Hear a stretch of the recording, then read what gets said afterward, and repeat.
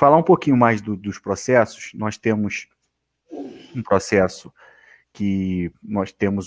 de suspensão, né, para análise preliminar do relator do processo, que é o Dr. Camilo Rulieri, que vai fazer a sua análise e, na minha opinião, ele já vai fazer com que o juiz Paulo Roberto Corrêa seja o juiz para julgar esse caso do Vasco, porque não há jurisprudência para o que eles estão pedindo.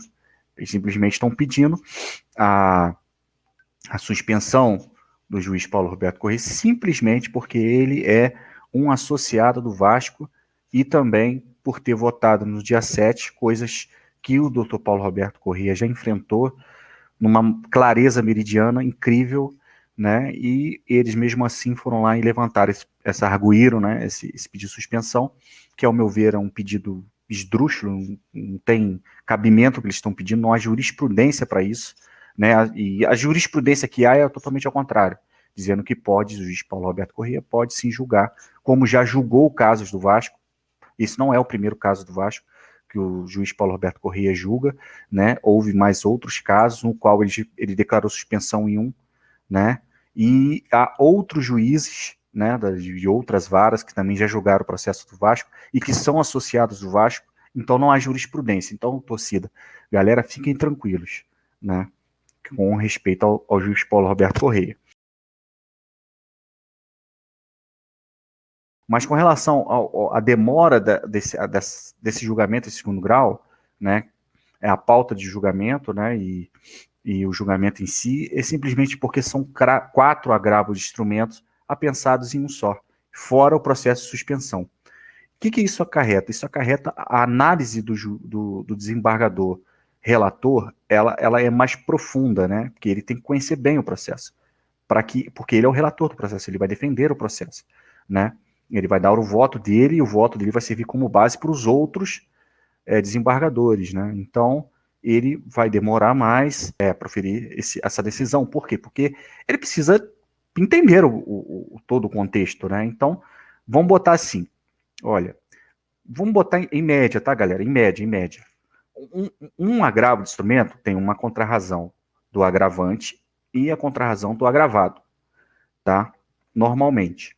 Então, vamos botar aí, uma contrarrazão tem mais ou menos vou botar por baixo umas 30 páginas. Umas 30 páginas. Desse problema do Vasco, acho que vai ter um pouquinho mais, mas vamos botar 30. Então, são 60 páginas cada agravo das contrarrazões do agravante e as contrarrazões do agravado. Então, vamos botar quatro agravos de instrumentos, né, que estão apensados, que o desembargador Camilo Rulieri pediu para pensar. Então, vamos botar uma base de umas 200 páginas. Então, é um processo que tem que ser analisado e a análise vai demorar mesmo, né, porque nós temos 4 agravos de instrumentos. Então, as análises do desembargador Camilo Rulieri, ela vai ser um pouquinho mais demorada. Agora a gente viu nos últimos despachos do doutor Paulo Roberto Corrêa que ele pediu para que as partes interessadas se manifestem no pedido de assistência feita pelo Jorge Salgado e feita pelo Roberto Monteiro, que peticionaram no processo pedindo para dar assistência ao processo, né? Colaborar com informações, né? Com algumas coisas que talvez eles possam sim acrescentar ao processo para que o processo fique mais ainda instruído, né? Então vai haver essa manifestação, né, pela parte do Mussa e pela parte dos 12 sócios, né, se vai aceitar o Roberto Monteiro como assistência, né, e a parte do Mussa se vai aceitar o Jorge Salgado como assistência, evidentemente, o Monteiro defendendo o dia 7 e o Jorge Salgado defendendo a enquete do dia 14. Após isso, na minha opinião, os dois vão entrar como assistentes no processo.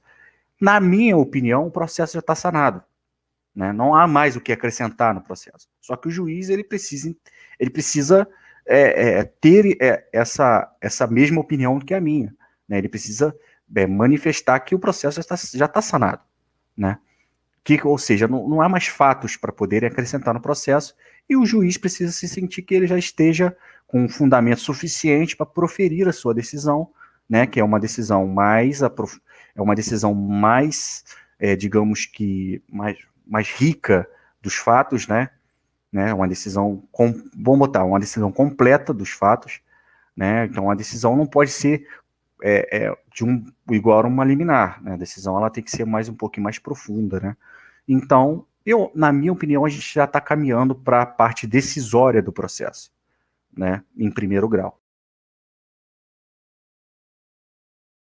Salgado? Sim, Como que é? assim, 15 dias para que as partes interessadas, né, do processo se manifestem. As partes interessadas são as duas partes do processo. Depois que eles se manifestarem, aí o juiz Paulo Roberto Corrêa vai dar provimento ou não a esse pedido de assistência, né, vai dar admissibilidade ou provimento, como queira chamar.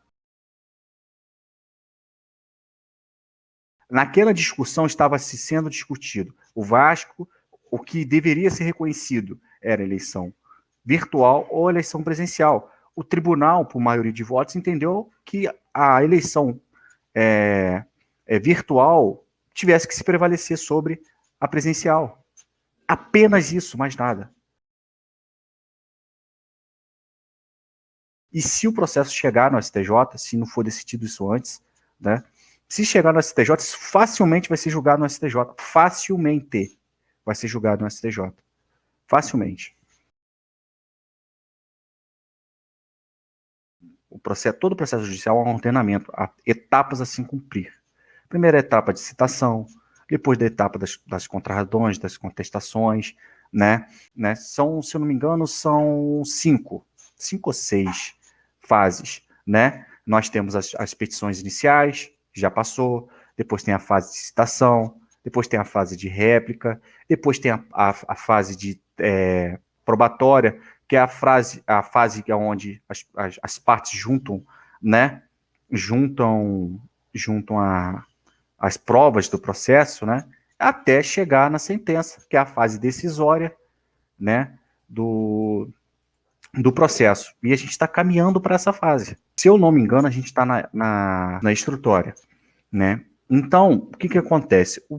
O processo tem que se nutrir do que realmente ocorreu das duas visões das duas partes, né? Uma parte vai contar a versão dela, a outra parte vai encontrar a versão, vai encontrar os problemas que aconteceu, foi isso que está acontecendo. Então o processo vai se nutrindo, vai se nutrindo, vai se nutrindo. O juiz ele tem que se sentir, ele tem que olhar para o processo, entender que ele já tem a convicção dele, né? Então isso demora, isso não é rápido. Tá? Eu não estou dizendo esse caso do Vasco. Para você ter ideia, uma sentença, em média, demora de 1 ano e meio a 2 anos para ser proferida. Em média, tá, galera? Tem casos que são mais rápidos, né? E, na minha opinião, esse caso vai ser mais rápido, né? Esse caso do Vasco, possivelmente a gente vai ter uma sentença de resolução do mérito mais rápido do que os demais processos da área civil. Por quê? Porque, não cumpriram o que o juiz pediu, né? Um documento essencial para que a discussão continue, né? Esse é uma coisa. E outra coisa, porque o direito deles é horrível, muito ruim. Eles não têm mais argumento. O direito deles é muito ruim. Eu não tenho dúvida nenhuma, eu não estou querendo enganar ninguém, tá? E minha opinião é sempre com base nos processos. Eu não estou querendo enganar ninguém, eu não estou falando que o Levin vai sentar na cadeira amanhã ou semana que vem, mas eu tenho convicção que o verdadeiro presidente do Vasco da Gama vai assumir o clube. Isso aí é sem dúvidas, né? A gente tem um processo correndo no STJ, entendeu? Que vai correr no STJ. Então eu não tenho absolutamente nenhuma dúvida disso.